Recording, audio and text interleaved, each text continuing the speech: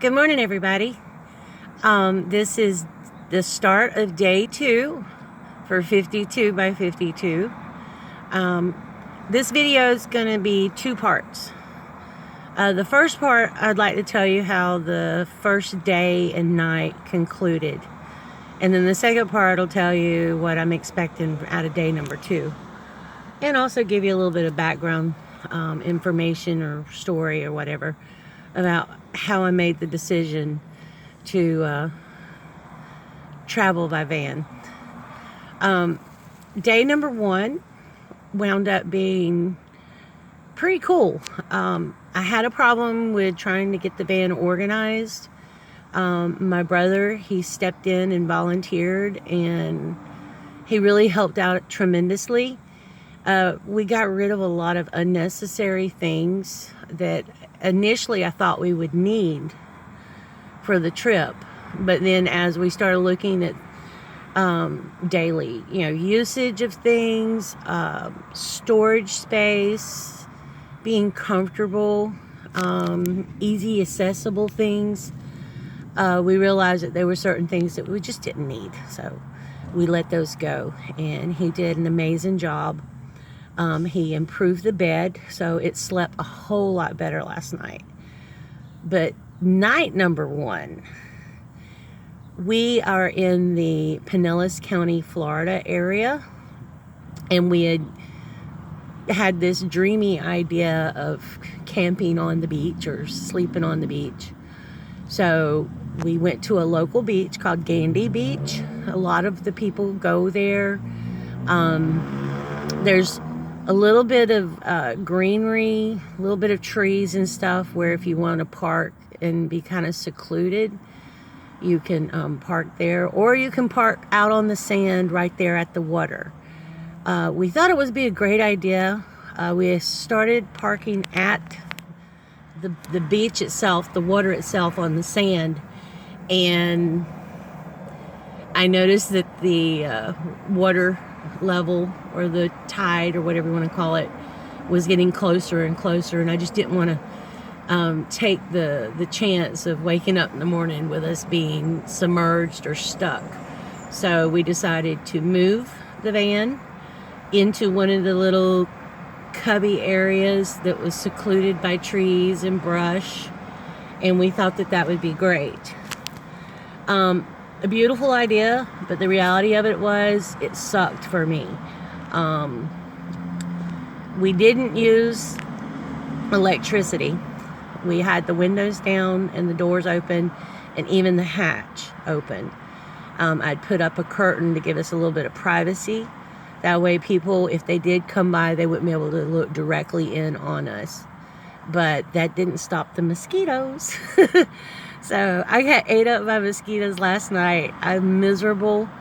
Trying to be as positive as I can this morning, but there is a cranky inner me wanting to just lash out at any second.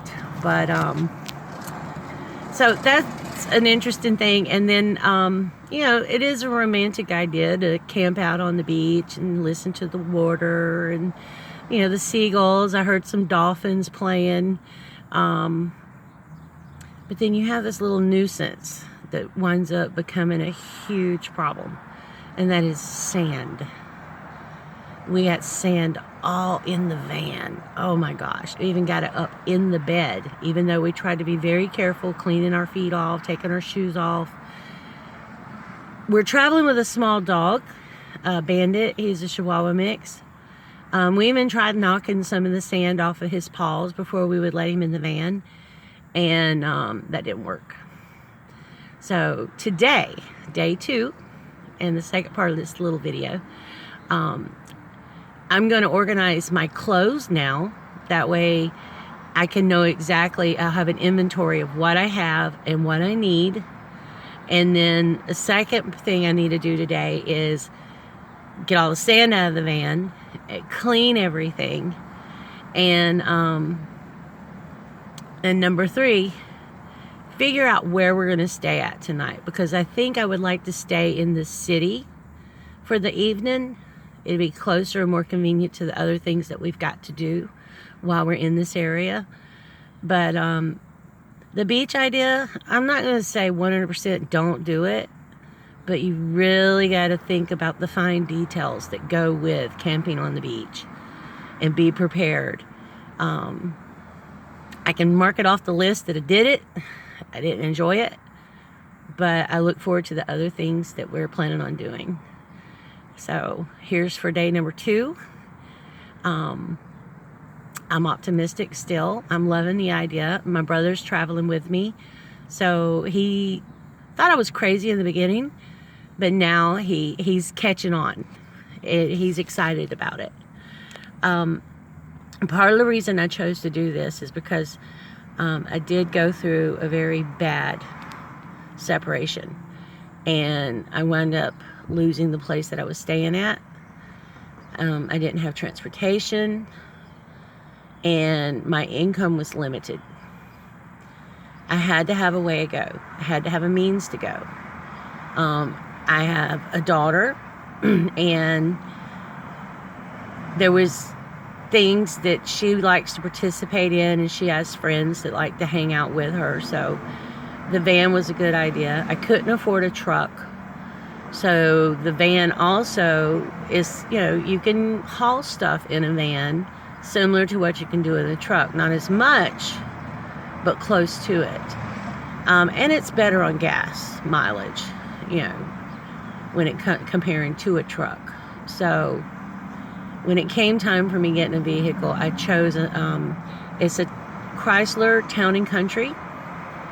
It's used, it's road worn, but it's got a good solid motor in it. I had a warranty on it when I bought it, so I had it serviced right away, and I can't complain. It's awesome on gas mileage. It's got a V6 in it, so it gives me that little bit of power to drive through sand. If I have to pass people, I've got that acceleration there. There's plenty of room, and in fact there's more room to it than you actually realize.